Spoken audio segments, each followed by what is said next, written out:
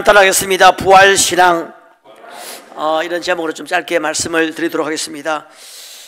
한 역사신학자가 이런 이야기 했습니다. 인류 역사의 가장 큰 사건 세 가지를 말한다고 하면은 첫 번째가 하나님이 인간의 몸을 입고 이 땅에 오셨다 하는 것이다. 그것은 바로 예수 그리스도의 탄생 사건이다 그랬습니다. 사실 세계는 이 사건을 가장 큰 사건으로 인정하고 지금 지구상에 가장 많은 사람들이 지키는 절기가 있다면 크리스마스죠. 예수님이 나신 날입니다. 역사는 AD, BC 예수님 탄생하신 날을 기점으로 나눠지고 있습니다. 기원전, 기원후 이렇게 우리가 이야기하는데 사실은 이 잘못된 번역이죠.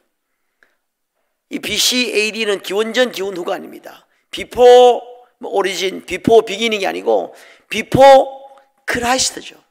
그래서 우리 교회에서는 정확한 번역은 주전, 주후가 정확한 번역입니다. 우리 이 비기독교 국가에서 주전, 주후 하려고 하니까 좀 이상해서 그렇게 기원전, 기원후 합니다만은 전혀 근거 없는 번역이고 주후, 주전이 맞습니다. Before는 뭐냐? Before Christ. 예수님 오시기 전을 BC라 그러고 AD는 아노 도미네, 이게 the year of our Lord입니다. 우리 주의 날이 주님 오신 그 다음부터 AD라 이렇게 이야기하고 있습니다. 기원전은 주님 오심을 기다리는 역사죠. 기원후는 그가 오신 후에 정말 그를 통해 놀라운 새 생명의 역사들이 일어나는 것을 생명의 역사들을 일으키는 역사가 주후라 하겠습니다. 이게 첫 번째 사건이고, 두 번째 사건은 그 예수님이 죽었다고 하는 사건이에요. 그 예수님이 십자가에 달려 죽었다고 하는 사건이라 하는 겁니다. 여러분, 그때까지만 해도 십자가는 흉악하고 소름 끼치는 사형 집행 기구였어요. 우리로 말하면 단두대, 뭐 그런 겁니다. 단두대, 그런 거죠. 뭐죠 이게? 교수대, 단두대, 올가미 줄 그런 겁니다. 생각만 해도 소름 끼치는 아주 무시무시한 사형 도구였습니다. 예수님만 십자가 지신 게 아니에요. 십자가 형틀이 워낙 지독하기 때문에 로마인들에게는 특혜로 아무리 흉악한 범죄를 저질러도 십자가형을 당하지 않게 했습니다. 이 부분을 그 설교의 황제라고 하는 스펄전 목사님은 아주 멋지게 이 부분을 참 멋진 피치로 이야기하고 있는데, 내가 십자가 외에는 자랑할 게 없다. 나의 자랑은 십자가다. 이게 그 당시에 굉장히 충격적인 말이었다고 합니다. 우리로 말하면 나의 자랑은 단두대다 이 말이에요. 이보다 더 심한 말이면 나의 자랑은 교수대, 올가미야 이렇게 말하는 것보다 더 심한 말이었다고 합니다. 혹시 여러분 뭐 가족 중에 뭐 없겠습니다만은 아는 사람 중에 친한 사람이 만약에 교수대 사형을 당한 사람이 있다고 하면 내 자랑은 교수대라 말할 수 있겠습니까? 누구도 보기조차 싫어하는 저주의 상징이 십자가였습니다. 근데 이게 예수님이 돌아가신 후부터는 십자가가 세상에서 가장 거룩한 표시로 알려졌습니다. 온 세상에 십자가가 세워졌습니다. 뭐 적십자, 청십자, 병원, 이 십자가가 그냥 사랑의 표시로, 그냥 아름다운 표시로 십자가가 사용되기 시작했습니다. 사람들 이걸 목걸이를 해가 달고 다니고 귀걸이를 해가 달고 다니고 막 금으로 해가지고 심지어 불신자들조차도 십자가를 달고 다니죠. 저도 어릴 때 이 십자가 나의 자랑 십자가 영광일세, 나는 커서 신학을 하면서 이 십자가가 사형 도구인 줄 알았어요. 그때는 십자가가 뭔가 십자가는 뭔가 이게 하나님이 만든 뭐 멋진 이런 멋진 거야 이런 생각을 어릴 적에 늘 했어요. 사형, 흉측한 사형 도구였다는 것입니다. 왜 십자가 바뀌었느냐? 바로 하나님이 그 십자가에서 죽으셨기 때문이라는 거예요. 그 인류의 죄를 짊어지신 십자가였기 때문에 그 십자가가 그렇게 되었다는 거예요. 그래서 어떤 무신론자가 여러분 온 세상에 그냥 십자가가 쫙 이렇게 세워진 것을 보고 세상이 돌았다 이렇게 이야기했어요. 이게 지금 흉측한 사형 도구가 온 땅에 이렇게 다 세워졌단 말이죠. 막 몸에 달고 다니고 세상이 돌았다 그랬습니다. 예. 그렇죠. 세상이 돌았든지 그분이 하나님의 아들이든지 둘 중에 하나겠죠.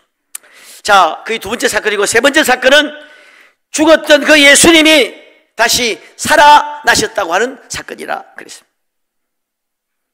오늘은 온 세계가 부활의 주님을 찬양하는 합창소리로 이 지구촌을 진동시키고 있습니다. 우리나라도 아마 지금 5만 개 교회가 동시에 부활의 주님을 찬양하고 있습니다. 아마 모르긴 몰라도 오늘 우리나라 대통령부터 상당히 많은 여야 정치인들이 부활절 연합 예배라든지 칸타타에 참여하게 되겠죠. 오늘 전 세계적으로 부활하신 주님을 찬양하는 대축제일이죠. 오늘 우리도 부활의 소망 때문에 여기 모인 줄로 믿습니다. 부활의 소망 위에 교회가 세워졌습니다. 그래서 교회를 가리켜서 부활의 공동체라 그러죠. 부활의 주님을 만나고 부활의 소망 가운데 기뻐하고 헌신하면서 장차 주님이 주실 상급과 영광과 위로를 기다리는 사람들이 바로 우리 그리스도인들이죠. 그래서 성경에 보면은 위대한 하나님의 사람들을 이야기할 때에 하나님의 나라를 기다리는 자라 그렇게 표현하고 있습니다. 여러분, 예수 믿는 사람은 세상에 살지만은 세상에 속한 존재가 아닙니다. 우리는 부활하신 주님을 만난 사람들입니다. 부활의 생명이 있는 사람들이라. 천국이 본향인 사람들이에요. 천국의 시민이고 부활을 기다리는 사람들입니다. 세상은 우리를 이해할 수 없어요. 우리는 세상을 이해할 수 있습니다만 세상은 우리를 잘 이해하지 못합니다. 여러분, 우리 그리스도인들은 항상 부활을 염두에 두어야 될 줄로 믿습니다. 의인의 부활 시에 갚아준다 그랬죠. 모든 성경을 해석할 때, 봉사할 때도, 예배할 때도, 사랑하고 섬길 때도 모든 곳에 이 부활을 염두에 두고 부활을 적용해야 이게 풀립니다.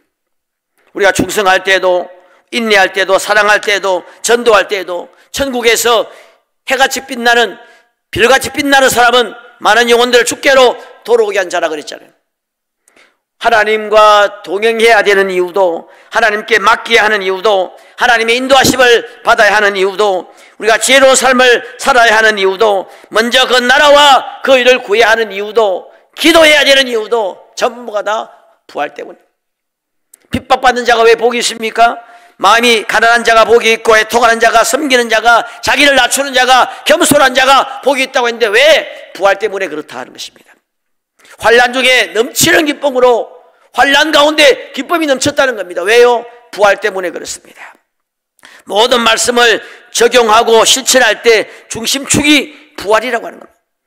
부활을 우리가 살아야 돼. 부활은 단순히 믿는 것이 아니라 부활을 살아내야 됩니다. 부활이 우리의 삶의 중심입니다. 부활이 우리 믿음의 중심이고 소망의 중심이고 우리 삶 가운데 역사는 중심이 바로 부활이라고 합니다. 다시 산다는 것이 우리 믿음의 본질입니다. 부활 시에 주님이 영광으로 갚아 주신다는 것이 우리 믿음의 본질이라 하는 것입니다. 우리가 믿음으로 사느냐, 우리 세상의 어떤 욕망을 따라 사느냐, 부활신앙에 달려 있습니다. 우리가 소망을 따라 사느냐, 세속의 가치를 따라 사느냐, 부활신앙에 달려 있습니다. 교회는 부활의 소망 때문에 다니는 것입니다. 교회는 여러분, 교회 봉사는 부활의 소망 때문에 하는 것입니다. 어느 유명한 분이 그런 지적을 했습니다. 한국에 오늘 교회의 설교가 너무 지나치게 좀 현실적이고 도덕 윤리적이라 하는 것입니다. 그런 지적을 했습니다.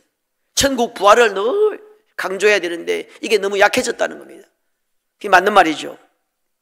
교회는 물론 현실적인 삶, 윤리 도덕적인 삶에 대한 내용들이 상당히 많습니다. 많지만은 그건 핵심 중에 핵심은 그게 아니에요. 핵심 중에 핵심은 부활입니다. 영원한 천국이 핵심이에요. 여러분, 병원에 가면은 할 게 많아요. 우리 충대병원 가면은 커피숍도 있고 빵집도 있고 식당도 있고 슈퍼마켓도 있고, 내가 그 슈퍼마켓 가면은 병원 신방 가면 난 늘 아이스크림을 사 먹습니다. 사람도 만날 수 있고 쇼핑도 좀 할 수 있고, 그렇지만 핵심은 그게 아니에요. 병원은 치료받는 곳이죠. 여러분, 우리 교회도 마찬가지입니다. 교회 오면 뭐 커피도 마시고 밥도 먹고 교제도 하고 탁구도 치고 자전거 승계도 이런 것도 할 수 있고 교제도 할 수 있는 일이 많은데 핵심은 그게 아니에요. 핵심은 부활의 소망입니다. 하늘나라를 소망하며 다니는 곳이 교회라 하는 것입니다. 여러분, 부활의 소망으로 충만하기를 주의 이름으로 축원합니다. 우리가 어떻게 이 험난한 세상을 이길 수 있는 힘이 어디로부터 오느냐? 부활로 온다는 것을 우리가 기억하고 부활의 소망을 위해 늘 기도하고 이 소망이 충만해지도록 우리가 기도해야 될 줄로 믿습니다. 그래서 성경에 보니까 성령의 능력으로 소망이 넘치기를 원한다 그랬습니다. 부활의 소망이 없으니까 이게 자꾸만 세속적이 되고 세속적인 가치로 살아가기 때문에 신앙이 힘이 없는 것이고 늘 염려, 근심으로 힘들게 살아가게 되는 겁니다. 여러분, 특별히 우리 오늘 이 부활주일에 다시 한번 부활의 소망을 붙잡고 승리하는 여러분 되시기를 주님의 이름으로 축원합니다.